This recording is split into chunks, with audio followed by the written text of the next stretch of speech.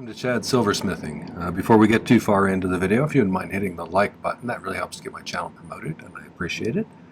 I love it when people leave comments, so if you want to leave a comment, suggestions for videos, constructive criticism, how you do things, questions are all acceptable things to put in the comment section. So I've found that people like jewelry that has fun features to it, and so I like to make kind of fidgety sorts of rings and pendants and things like that. A while back I did a spinner ring, and I thought it would be kind of fun to do a triple spinner ring today. People really love spinner rings, and I think this would make it even more fun if it had 3 different spinny parts on it. So let's give that a try. Before we start the video, I wanted to thank some groups of people. My patrons over on Patreon are my core group of supporters and a very nice community. I appreciate what a great place they've made it over there, as well as the financial contribution. It's a great group of people. My YouTube subscribers, we just passed 14,400, which is awesome. Thank you for that. Thank you also for the nice comments that you leave. It's really inspiring when someone tells me that I'm helping them out in some way. So I appreciate that. I also appreciate the super thanks and the buy me a coffees. That helps with the cost of materials that are pretty high right now. So thanks. With those things being said, let's get started on the spinner rings. This is one of my design idea books that I have on my merch store. I find it useful to sketch up designs in advance anymore, and I end up getting a better outcome if I do some planning. And so I started using these when I started the YouTube channel. I find that the grid in the background helps me to keep things kind of proportional more easily, since I don't freehand things too well. On recent ones I've started putting some conversion charts. This particular one has fractions of an inch to decimals to millimeters, which I find useful since I use millimeters a lot anymore. Didn't have a lot to draw up today since it's basically a pretty simple ring. The only tricky part on doing spinners is you want everything to keep moving after you solder the last solder joint. And so on this one I'm going to use just a little bit of easy solder on the last solder joint. What it's going to consist of is I have this pattern wire that comes pre-made like this. I'm going to cut 3 pieces of this, make bands out of them. I'm going to make a piece of 26 gauge sheet that's about that size. This is going to be some 16 gauge square wire that we solder on as a border. We're going to make that into a band shape with one side missing, because there's eventually going to be another piece of 16 gauge square wire to keep it in. But after it's round, we'll slide these bands over it, and then we'll make a round piece of square wire and slide it over there and solder it on, and then we should have triple spinner. But like I said, the real trick is you want to get that last thing soldered on without having any solder flow onto these spinny parts, because otherwise then it won't spin anymore, and you almost have to start over if that happens. So we'll try our best not to do that. But to start with, we're going to have to cut a piece of sheet to the size of the ring that we wanted to make. And I measured to about an 8. And it's going to be close to that, we'll see. Yeah, so I made a scratch here, but we need to figure out about how wide it needs to be, and I calculated in a little bit of 16 gauge square there. It was about that wide, so I may have underestimated a little bit. But I probably overestimated on these here to have plenty of room there. So I think if we cut it about this wide, we should have plenty of room to add that other border on it, as well as have room for all of these to spin on it. So let's use that as a guide. That turned out to be about 14 millimeters or so. Let's do that. We'll go about 14 millimeters in, and that's how wide we'll make this. Right there. That's pretty close. I'd rather have a little bit too much than not enough, I think. So let's cut this out. This is 26 gauge sheet, which is, I think, 0.41 millimeters, if I remember. So it's pretty thin. If you haven't been to my channel before, I use hard silver sheet solder for most things, although like I said on this one, I'm going to use a little easy paste solder for the last little bit. I use a flux that I dribble on usually, which is a liquid self-pickling flux. And my torch is a Silversmith model, which is their acetylene air torch. It's a great torch. I use a #1 tip in it, and that's mostly what the questions are that I get usually about my equipment. Feel free to ask other questions if you want to. So let's see, where did I put that piece of sheet now?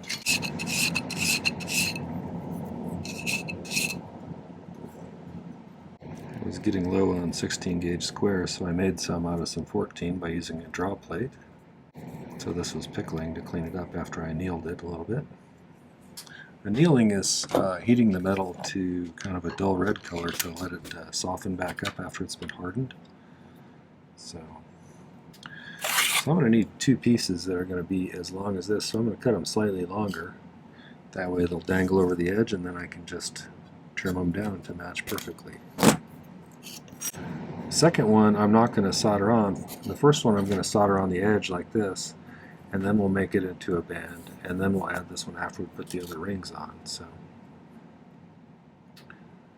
But I can cut this as a reference point. It's going to be shorter than that probably. Definitely, I would say, when we're done.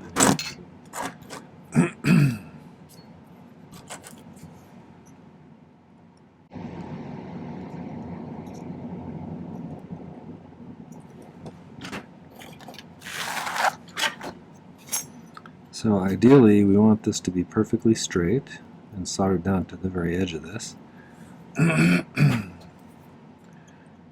I know that edge is straight because that's the factory edge, but my square wire wasn't quite as straight as that, so see if we can't fix that.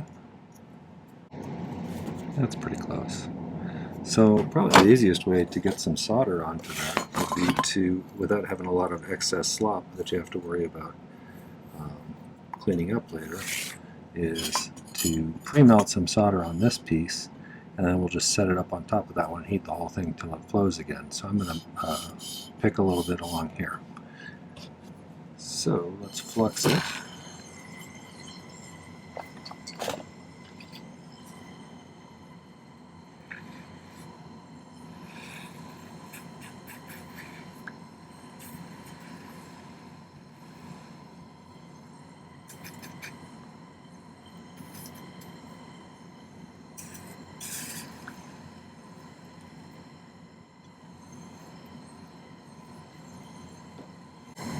If you've never seen pick soldering, it's where you pick up a little bit of solder on the end of a soldering pick like this and place it where you want it. If you're interested, I'll put a video link up there. It's a useful skill if you haven't learned how to do that yet. It's worth learning, I think. It'll definitely make things easier when you're trying to position solder in places that are hard to reach.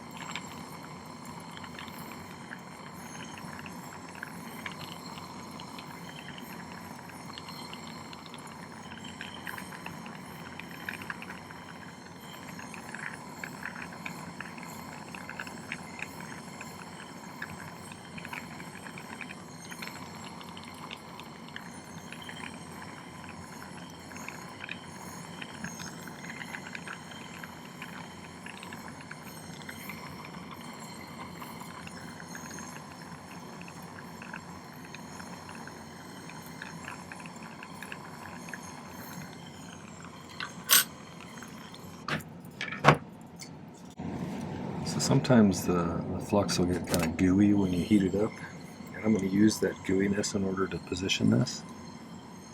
So once it starts getting gooey, then you can move things around and it kind of sticks in place.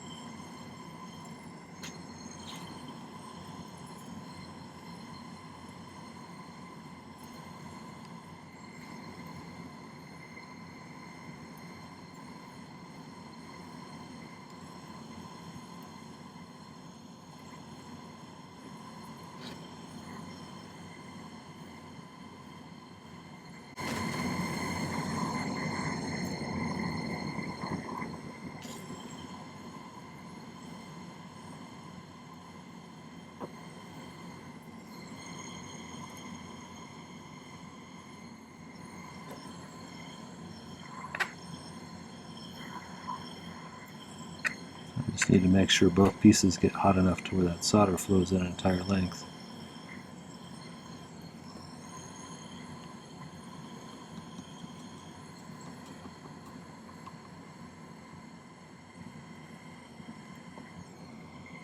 You can also, if you're worried about it, didn't quite get enough on there, you can add some more.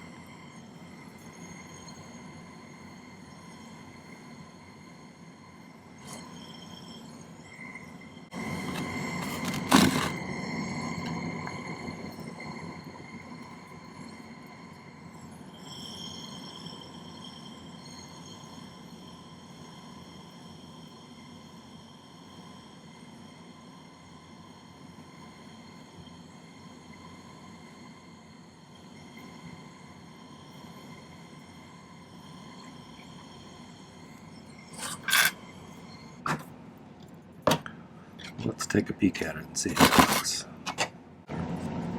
Okay, so I'm going to cut these off pretty close, but not quite up to the ends, so I can file them flush.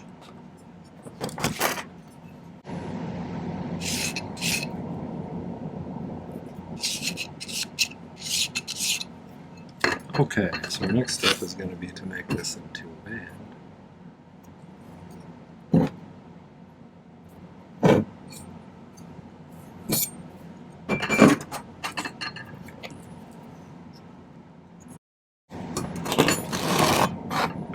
That looks pretty darn good, so I'm just going to solder that now, and then just bump it. I should have enough here, I think.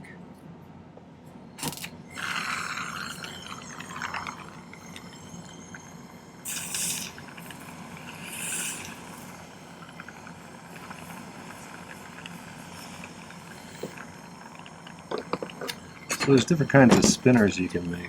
Some of them people make are basically sheet that's been kind of dapped on either side in order to sort of cause it to flare outwards, and then they have something spinning around the inside part of that. And those are pretty easy and straightforward to make.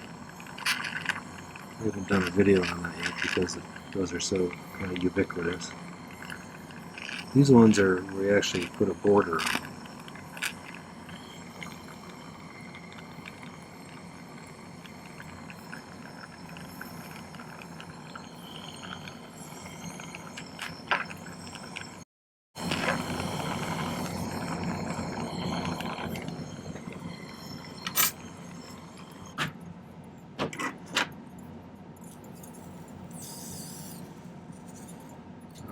Let's take a peek at that.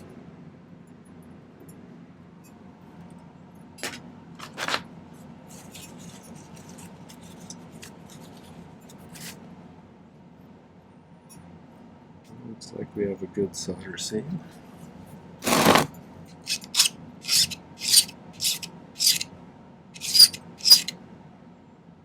Looks pretty clean. Okay, let's round this back out.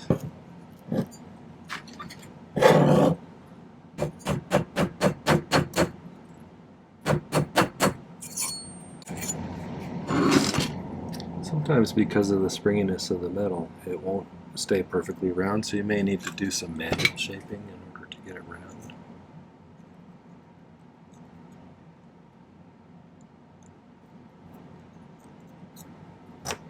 I'm going to take my, before I do the next step, I'm going to take my file. I want to file that complete outer surface, so it's all been completely smoothed out with the file. Most of this is to remove any excess solder that may have bled over there, because I don't want any solder underneath where the spinner points are going to be. Of course, there's this part here where the solder joint is. We might have a little bit there, but we want to get rid of any excess that flowed out onto the surface.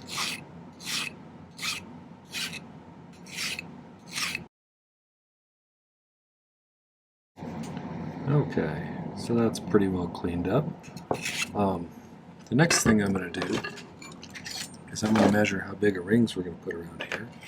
And so I've already filed that flat on the end, So let's get a curve started, and then we'll wrap it around the ring mandrel, kind of at the smaller end.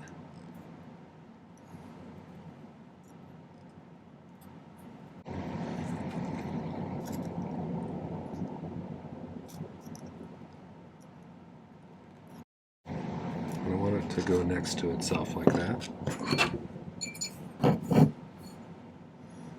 want to try and get it pretty round up here.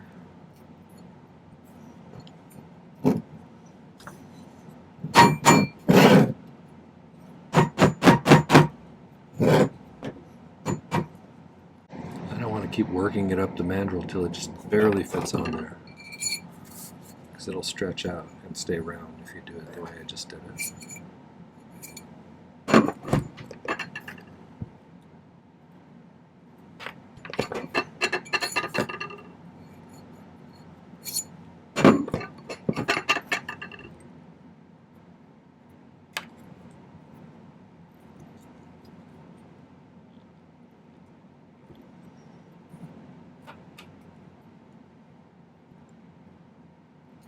So that's the size about right there, which I had marked pretty close, interestingly.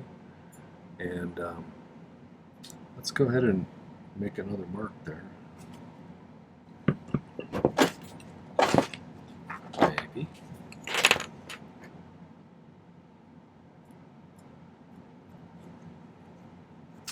Now, I'm okay if it's really snug at this stage, because we can always stretch it a little bit on the mandrel to make it just the right size.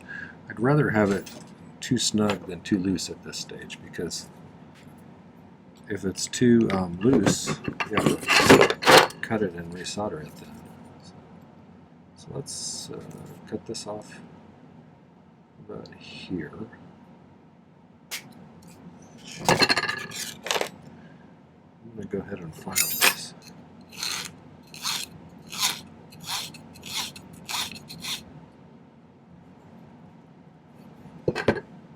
I'm actually going to use this to measure 2 more of them.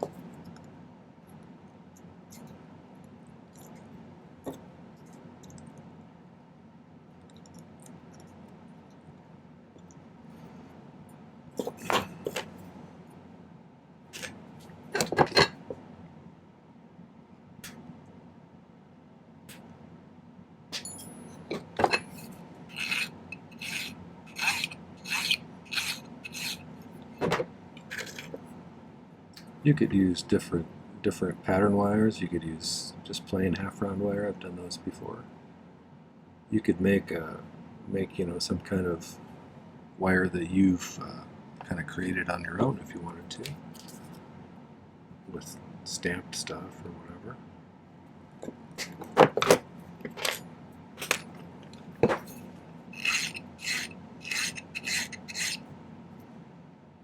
I sometimes will make these with patterns I press into metal on rolling mill.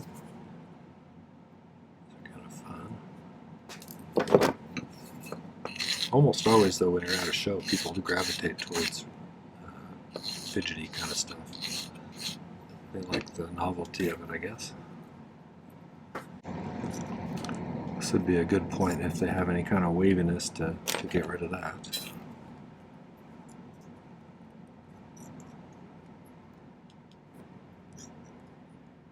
Somebody asked the other day about all this silver dust from filing, what I do with it. Most of it ends up getting sold back for scrap. Occasionally I'll use some of it to melt into, some ingots or whatever. Okay, just to check, I'm going to make one of these into a ring first, and we'll see how the size is. I'd rather do one first as a trial and then see if it's the right size or not. And then we can adjust the other two if we need to. Pattern wires, you always want to solder them on the inside to prevent a lot of excess overflow, so you don't have a big globby spot.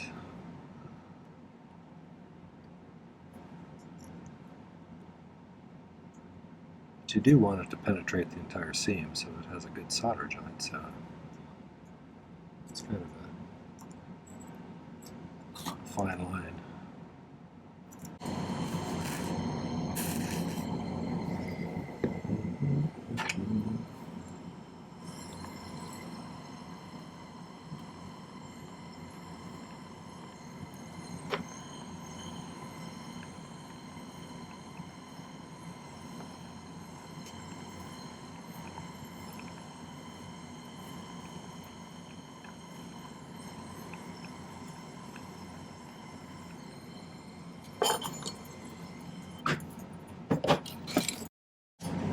File off any excess solder on the inside.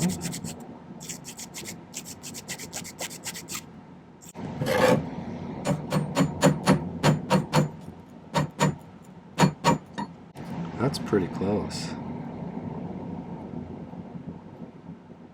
I don't usually get it quite that close, but that's about right.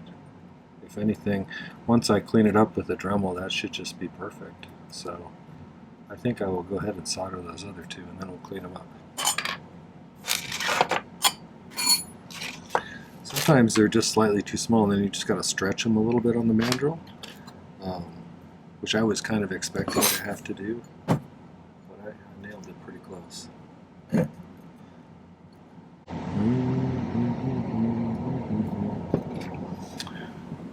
Might as well chuck that other one in the pickle while we're sitting here.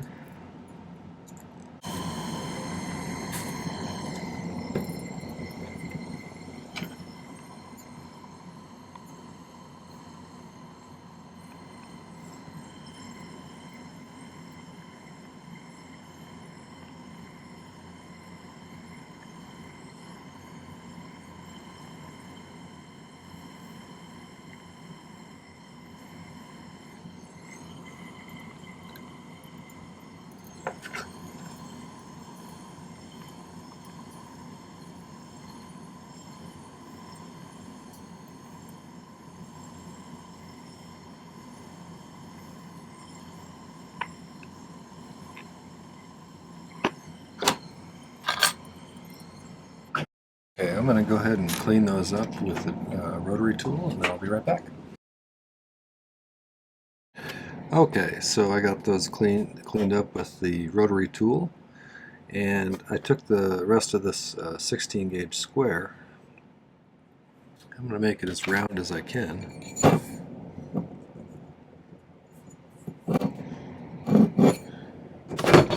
And then we'll snug it over this and see how it fits. Kind of doing the same thing I did before with the spinny parts, but this time I want them to be really tight. So I think what I'll do is, it's pretty snug except for that one spot right there, but if I squeeze it in there like that, it should be tight up against there. So let's do this. And then I'll make a scratch through the mark here. I'm going to make it a little bit small.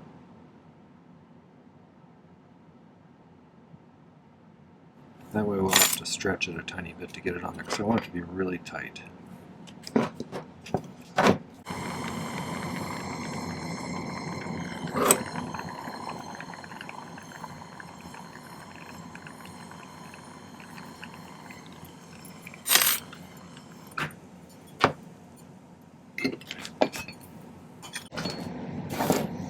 I want to round this out, but I don't want to stretch it any, so I don't want it going down too much further. So I'm going to try and prevent that from happening while I round this out.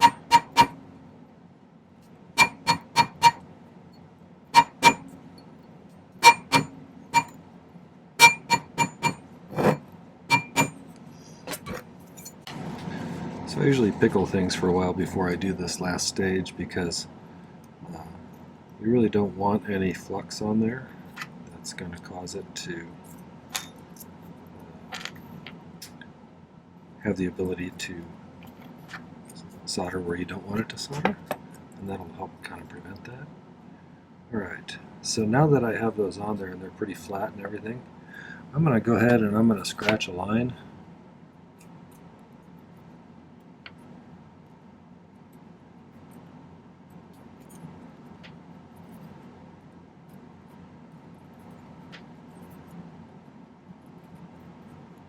So I can see where I kind of need to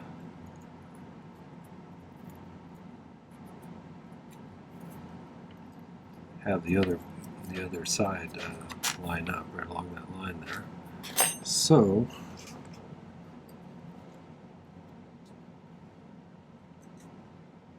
I'm going to have to stretch this just a skosh.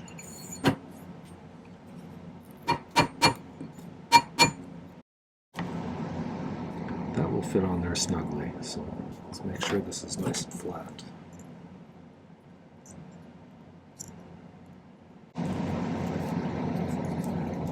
spin fairly well. Oops. This one doesn't.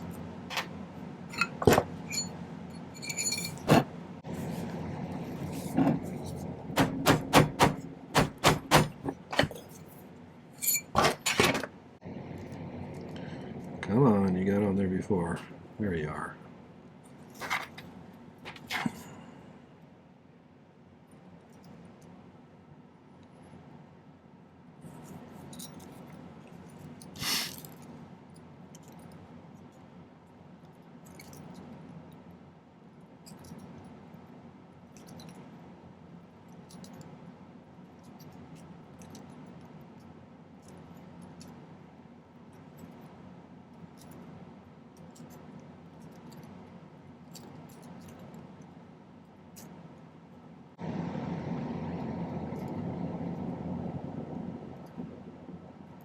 Alright, let's see if we can do this. I think I'm just going to kind of set it up right like this. I'm going to put a little of this easy solder in a few spots up against here.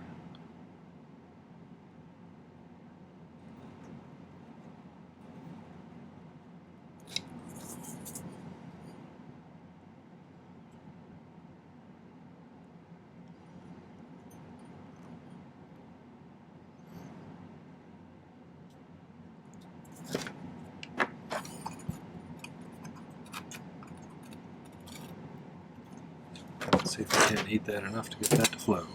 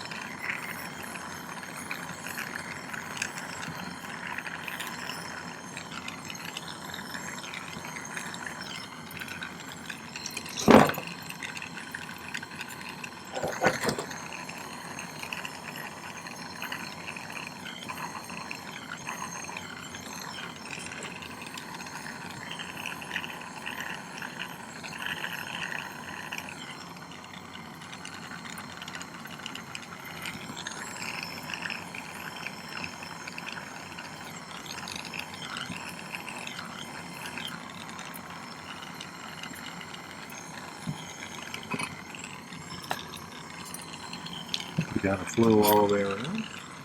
Let's cool it off and see if everything's still moving. Okay, all three are still moving. So I'm going to take the saw and just cut that off right along there. Then I'll pickle it and then we'll clean it up and I'll show you the result. And here's the one I did that was copper, silver, and brass. And I just used a little bit of maybe 22 gauge sheet, between 20 and 22 gauge sheet for each of those. But I also did the same kind of sides as I did on this one here. So I'll cut that off and get it all cleaned up and then we'll pickle it and we'll be done.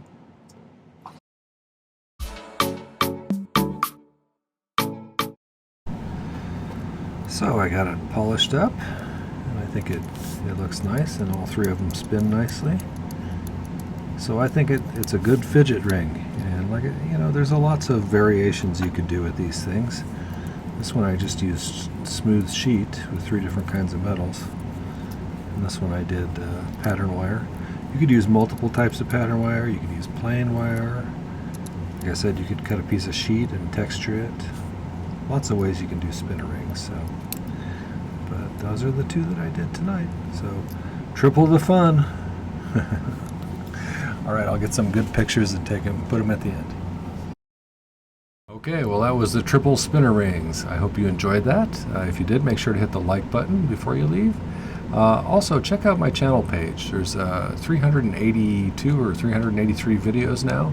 I've been doing 3 a week for 2.5 to 3 years now, so there's quite a bit of content here. And I'm almost positive you'll find something else that you find interesting as well. So check those out. Come back and subscribe to my channel. And then don't forget to hit the video description down below as well. There's some important links there. There's a link to my Patreon if you want to check out that community. There's a link to my ebook. You can download the guide to 2023's videos if you're interested. There's a link to my merch store if you want to get yourself one of those nice design idea books. I find those really handy. And there's even a link to Pepe Tools, since I'm a Pepe Tools affiliate now. So if you click that and buy something over there, it helps you, it helps them, it helps me. So check out the link in the video description down below. All right, well, thanks for coming. Take care. Happy silversmithing.